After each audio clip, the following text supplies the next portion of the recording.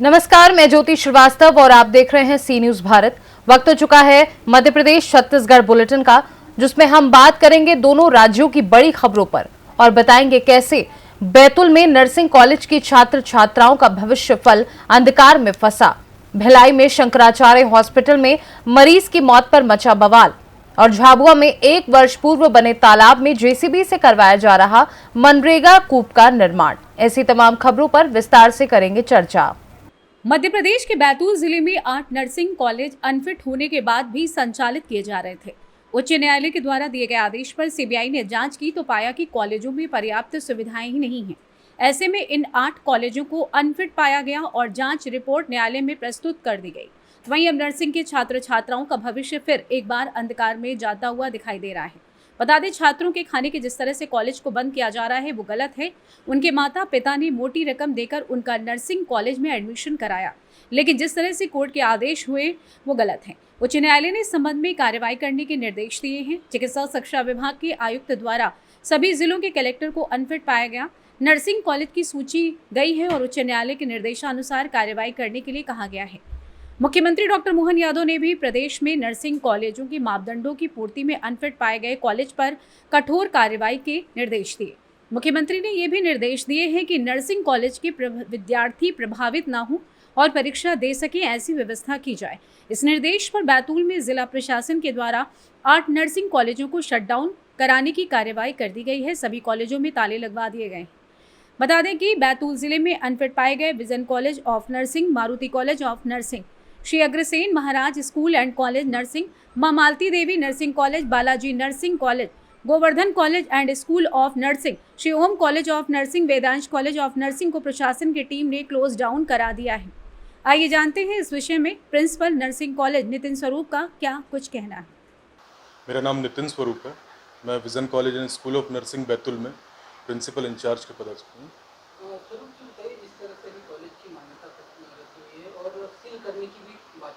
जी इससे क्या फर्क पड़ेगा? सर, सबसे पहले तो मैं बताना चाहूँ कि आप खुद भी बैतूल से हैं और आप जानते हैं कि हमारा college vision college of nursing 2010-11 से संचालित है और आप देख रहे हैं कि हमने 4 जगह से मान्यता प्राप्त करनी होती कॉलेज चलाने के लिए प्रतिवर्ष।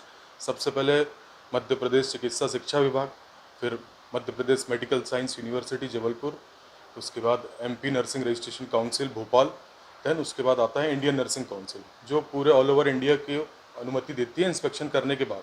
तो प्रतिवर्ष जब हम इनसे इंस्पेक्शन के बाद, या लोकल वर्ड में कहा जाए कि इनसे छन्ना लगने के बाद हमें मान्यता दी जाती है, उसके बाद ही हम बच्चों का एडमिशन लेते हैं और सारी प्रक्रियाएं होती हैं, हमें परमिशन लेटर्स मिलते हैं। उसके बाद अगर आप 2023-24 में आके ये बोलेंगे कि आपका कॉलेज जो 2010 से संचालित है मान्यता के लायक नहीं है और आपको अनसूटेबल की श्रेणी में डाल दिया जाएगा, तो इससे सर हम तो प्रभावित हो ही रहे हैं। इसके अलावा जो बच्चा जो हमारे पास पढ़ रहा है, आप बात करें 2020-21 बैच की, तो 2020 से अब जाके उनके एग्ज़ाम कंडक्ट करा रही है यूनिवर्सिटी और शासन जो भी है।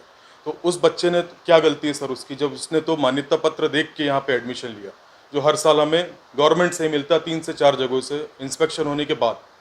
तो उसने एडमिशन हमारे कॉलेज में तभी लिया जब उसने मान्यता लेटर देखा कि आपका कॉलेज सूटेबल है। उसने पूरा कॉलेज विजिट किया, सारी लैबों को देखा, सारी कक्षाओं को देखा, हमारे टीचर्स को देखा, जहाँ जहाँ से हमें मान्यता है वो लेटर देखने के बाद एडमिशन लिया। और आप आके अचानक बोल रहे हैं कि आपका कॉलेज अनसूटेबल है, तो ये सर हमारे कॉलेज के लिए, साथ साथ इन बच्चों के भविष्य के लिए भी बहुत बड़ा अन्याय है सर। क्या दिक्कत होती है सर? बच्चों को दिक्कत ये होगी, सबसे पहले तो 4 साल से बच्चों के एग्ज़ाम नहीं हो रहे थे। अब वो बच्चों को भविष्य में क्या होगा? अब आप बोल रहे हैं कि कॉलेज को सीज़ करना है, तो सीज़ करेंगे तो वो बच्चा जाएगा कहाँ?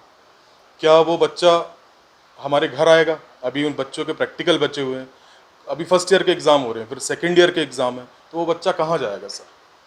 बैतूल से सी न्यूज संवाददाता संदीप की रिपोर्ट। मध्य प्रदेश में हुई नर्सिंग फर्जीवाड़े को लेकर बड़ी खबर है कि मुख्यमंत्री डॉक्टर मोहन यादव ने बैतूल जिले में स्थित 8 नर्सिंग कॉलेजों को सील करने के आदेश दिए थे। ये कार्रवाई इंदौर सहित कई जिलों में की गई है। चिकित्सा शिक्षा विभाग ने कमिश्नर और कलेक्टर को इन कॉलेजों की सूची दी है। उनसे कहा गया है कि हाईकोर्ट के आदेश के मुताबिक कॉलेजों पर कार्रवाई करें। दूसरी ओर राहत भरी खबर ये भी है कि इन कॉलेजों के पुराने स्टूडेंट इस कार्रवाई से प्रभावित नहीं होंगे, वे नर्सिंग की परीक्षा दे सकेंगे। जिन कॉलेजों को सील बंद किया गया है उनमें बैतूल के vision college of nursing, Maruti college of nursing, Shri Agrasen Maharaj school and college of nursing, Mamalti Devi memorial nursing college, Balaji institute of nursing, Shri Govardhan college and school of nursing, Shri Om college of nursing, Vedansh college of nursing शामिल हैं। आइए जानते हैं इस विषय में तहसीलदार बैतूल GD पाठे का क्या कुछ कहना है। हाईकोर्ट के निर्देशानुसार आज बैतूल ज़िले में कुल 8 नर्सिंग कॉलेजेस हैं जिनकी मान्यता रद्द की गई है और हाईकोर्ट ने सभी कलेक्टर महोदयों को निर्देशित किया है कि जिन कॉलेजों की मान्यता रद्द की है उन्हें आज ही सील बंद किया जाए।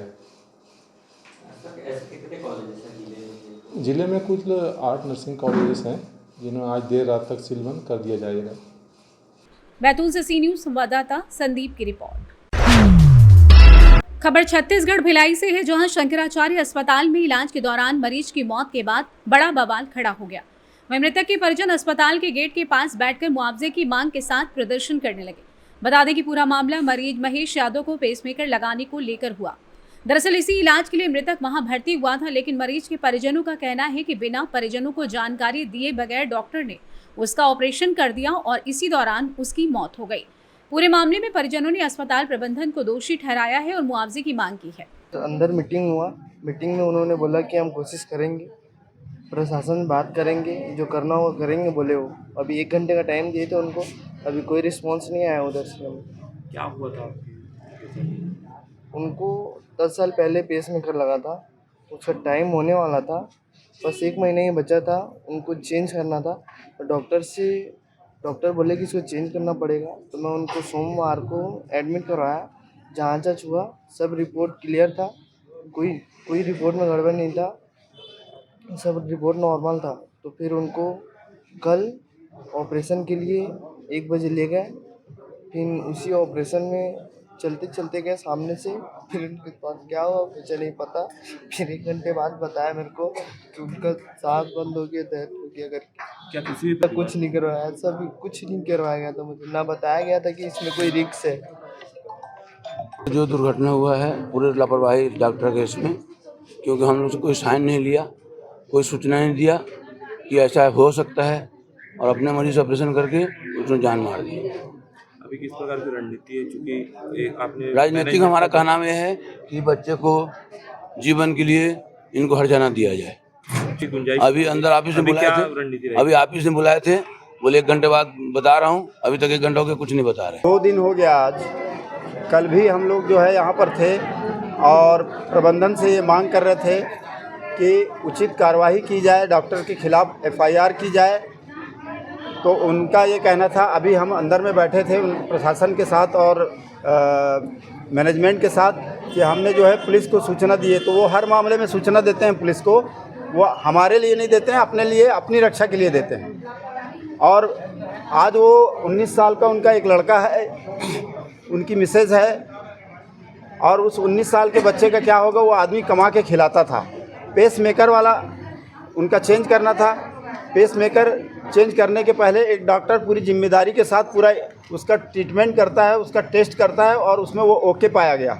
उसके बाद उसका ऑपरेशन होता है। परिजनों से कोई हस्ताक्षर नहीं लिए। ये भारत के इतिहास में पहली बार ऐसा एक मामला होगा कि किसी परिजन रहते हुए भी उनकी बीवी और उनका बच्चा, उससे कोई सिग्नेचर नहीं लिया और उसका ऑपरेशन कर दिए और ऑपरेशन के दौरान उसकी मौत हो गई। तो उसकी पूरी जवाबदारी डॉक्टर रत्नानी की है।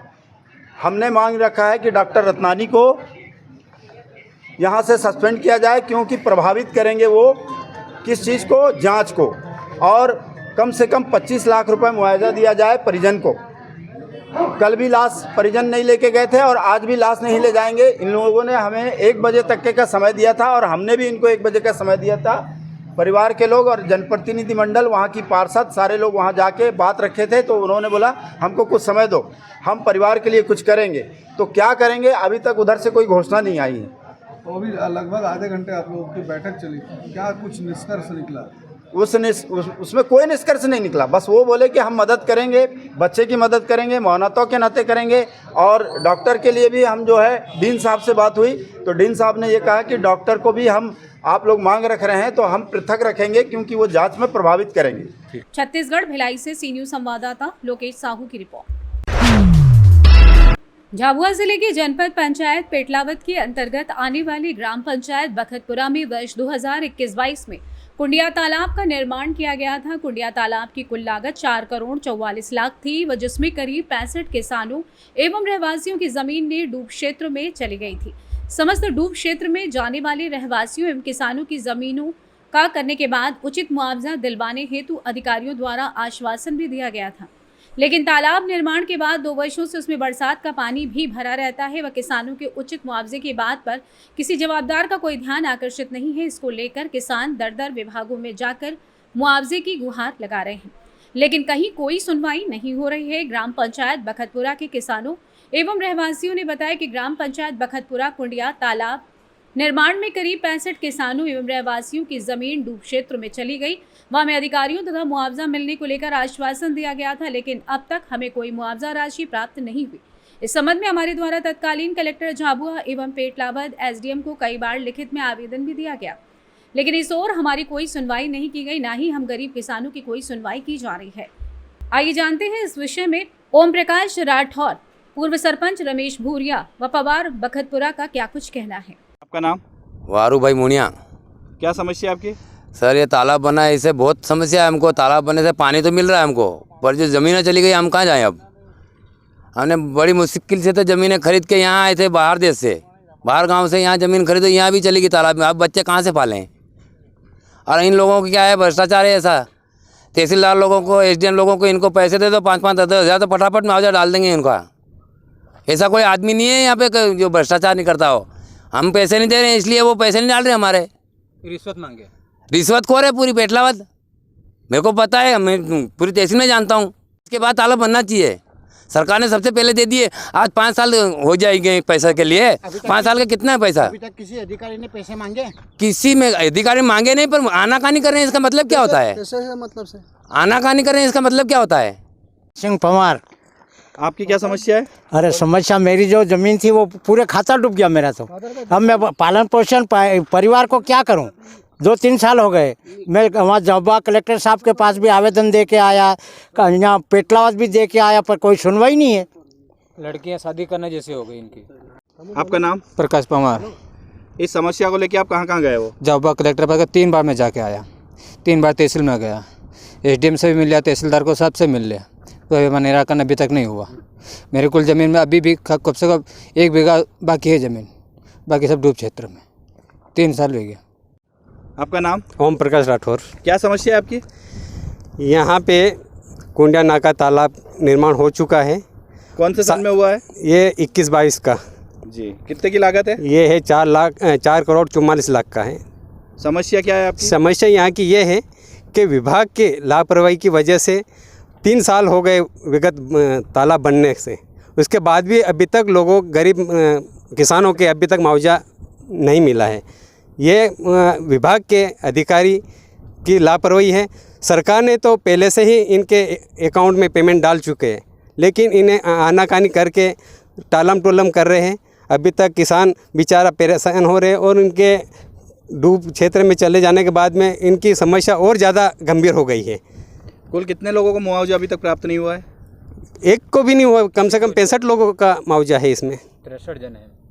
कोई जवाबदार अधिकारी यहाँ चेक करने के लिए आए कि नहीं आए वापस? कोई भी नहीं आता है और देख कर चले जाते हैं, आश्वासन देते हैं, लेकिन कोई काम नहीं होता है अभी तक। झाबुआ से सी न्यूज संवाददाता मनीष की रिपोर्ट। झाबुआ जिले की जनपद पंचायत पेटलावद के अंतर्गत आने वाली ग्राम पंचायत धोली खाली में मनरेगा का कार्य जेसीबी के द्वारा किया जा रहा है।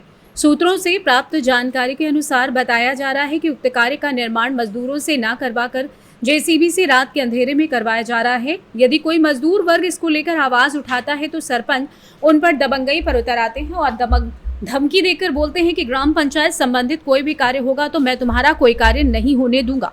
इस हेतु जब सरपंच से बात की गई तो उनका कहना था कि ये तालाब पिछली बारिश में बनाया गया था। उक्त तालाब फूट जाने से इसको हमारे द्वारा अधिकारियों के निर्देश पर जेसीबी से रिपेयर किया जा रहा है। वो जो लोग ये तालाब की शिकायत कर रहे हैं वे लोग शराबी हैं, नशे में कुछ भी बोल जाते हैं। स्थानीय स्तर पर काम नहीं मिलने से झाबुआ जिले के कई गाँव के गरीब आदिवासी वर्ग के लोग बड़ी संख्या में पलायन को विवश हैं। इस संबंध में ग्रामीणों ने 28 मई को पेटलावद एसडीएम को आवेदन सौंपकर जांच की मांग की। साथ ही झाबुआ कलेक्टर एवं प्रदेश के मुखिया मुख्यमंत्री मोहन यादव के नाम आवेदन भी फैक्स किया गया। आइए जानते हैं इस विषय में अपने दर्द बयां करते ग्रामीणों का क्या कुछ कहना है। आपके तालाब पे रात में जेसीबी सरपंच ने चलाई। हाँ। और जो रोजगार गारंटी के अंतर्गत मजदूरी मिलती है मजदूरों को, तो उनको नहीं मिल पाए। और यहाँ से प्लान पे बाहर जा रहे लोग, ग्राम पंचायत में जो कार्य होना चाहिए वो नहीं हुआ तो लोग बाहर जाएंगे। हाँ। सरपंच ध्यान ही नहीं दे रहा, जेसीबी से काम करवा रहा। आपका नाम? डूंगर सिंह। कौन सी ग्राम पंचायत से हो? धोलीखाली पंचायत। क्या समस्या है आपकी? तालाब के बारे में समस्या है सर। क्या समस्या है? वो रात में जेसीबी चल रहे थे तालाब पे, मजदूरों का नुकसान कर रहे हैं। वो मजदूरों को मजदूरी पे नहीं बुला रहे हैं? नहीं बुला रहे हैं और जेसीबी से कार्य कर रहे हैं। वो पहले मजदूरी की, वो पेमेंट भी नहीं मिला अभी तक उन को। तालाब का नाम क्या है? कटेली वाली नाकी। और कौन करवा रहा है ये काम? धुल सिंह सरपंच। झाबुआ से सी न्यूज़ संवाददाता मनीष कुमट की रिपोर्ट। फिलहाल के लिए मध्य प्रदेश और छत्तीसगढ़ बुलेटिन में बस इतना ही। वक्त है एक छोटे से ब्रेक का। ब्रेक के उस पार खबरों का सिलसिला लगातार जारी है। आप देखते रहिए सी न्यूज़ भारत।